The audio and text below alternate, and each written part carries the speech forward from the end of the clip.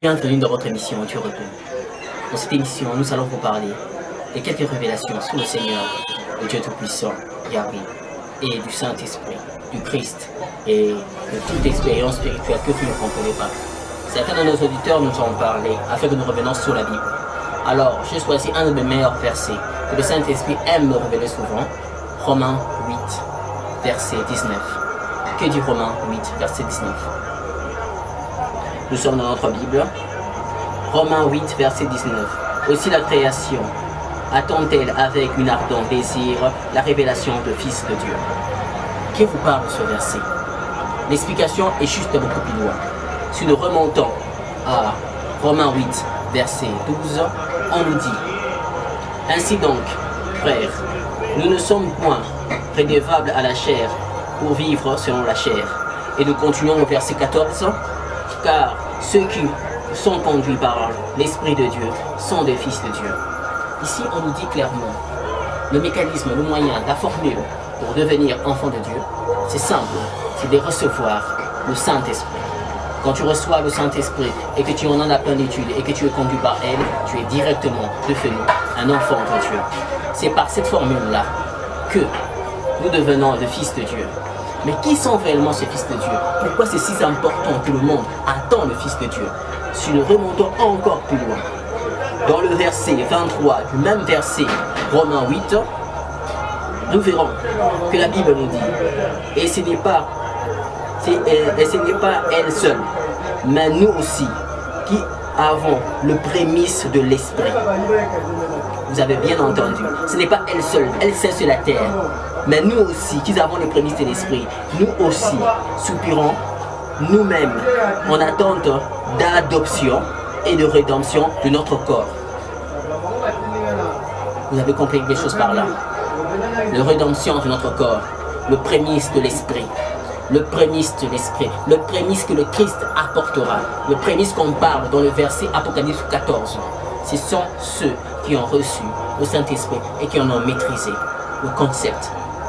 Voilà pourquoi il est important de recevoir le Christ, de recevoir surtout le Saint-Esprit et d'en avoir la plénitude. C'est cette petite catégorie de gens qui seront le prémisse dans le moment de l'enlèvement.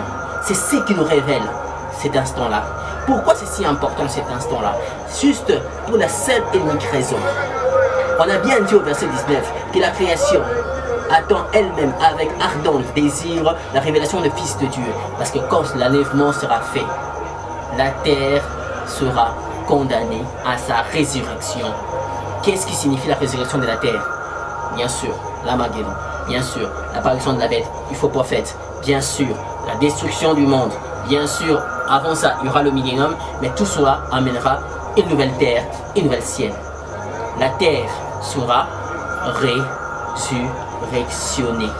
Nous aurons une nouvelle terre. La terre pourra être affranchie de tous ses péchés, de tous ses problèmes, de tout ce qui est en train de le détruire, comme on l'a dit si bien au verset 21, avec l'espérance elle aussi d'être affranchie de la servitude de la corruption, pour avoir la liberté de la gloire des enfants de Dieu. Comme on l'a dit au verset 14 de l'Apocalypse, on dit bien, il viendra perdre avec une verge de fer. Ce verge de fer dont on parle, ce sont les enlevés, ceux qui on parle ici, dans le verset 8 de Romains, dans son verset 23, de prémisse, ceux qui ont le prémisse de l'Esprit. Ça veut dire la puissance initiale, la puissance originelle, la force originelle de l'Esprit qui permet de contrôler les sens, qui permet de contrôler les êtres, la matière. Bon, nous ne sommes pas ici pour vous parler de choses qui encadrent avec les X-Men, mais nous vous parlons de choses qui sont réelles. D'où venait ce sentiment de comprendre les pensées des gens, d'être empathique, de deviner ce qui peut venir à l'avenir, de savoir que tel a quelque chose, une intention mauvaise pour vous?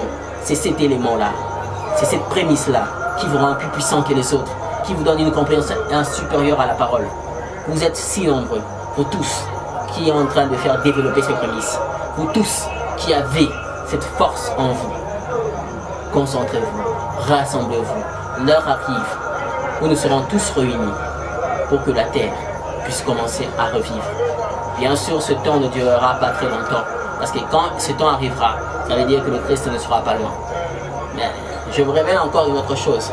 L'enlèvement ne viendra jamais, pas avant que le verset 8 de Romains 8, 19 puisse s'accomplir. Avant ça, on n'aura pas d'enlèvement parce que l'enlèvement, pour qu'il puisse y avoir, il faut qu'il y ait le prémisse. Le Christ n'est que le chauffeur du bus qui prend le prémisse et qui le fait monter vers Dieu pour le présenter. Si nous ne sommes pas encore rassemblés, cela ne sera pas possible. Alors, rassemblez-vous, collectez-vous, grandissez en esprit, éveillez-vous. J'aimerais encore chercher un autre petit verset pour clôturer. Toujours dans le verset, dans le Romain 8, on dit « L'Esprit lui-même prend témoignage à notre esprit que nous sommes enfants de Dieu. » Ne cherchez pas la spiritualité dans une église. Ne cherchez pas par un magicien. Ne cherchez pas en haut ni en bas. Dieu a déjà mis en vous tout ce qu'il vous faut pour le rejoindre. Voilà pourquoi vous avez un esprit en vous qui est connecté avec le Saint-Esprit.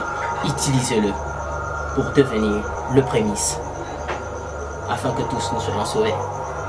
Comme le Christ a si bien dit, tout a été déjà accompli. Il n'y a qu'à nous de faire l'effort.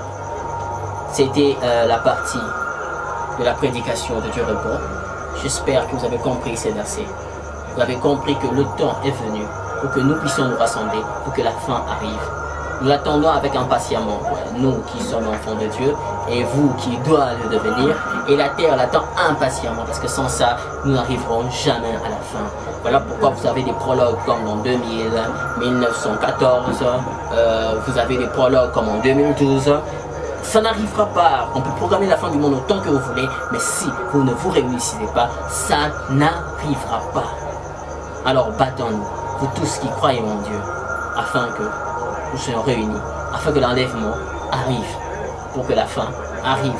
Et bien sûr, ce n'est pas une mauvaise chose que la fin arrive, c'est plutôt une bonne. Par la gloire de Dieu, je vous demande d'être protégés, de regarder. Et on se revoit dans le prochain numéro de Dieu répond. Que Dieu nous guide et que le Christ soit toujours notre chemin.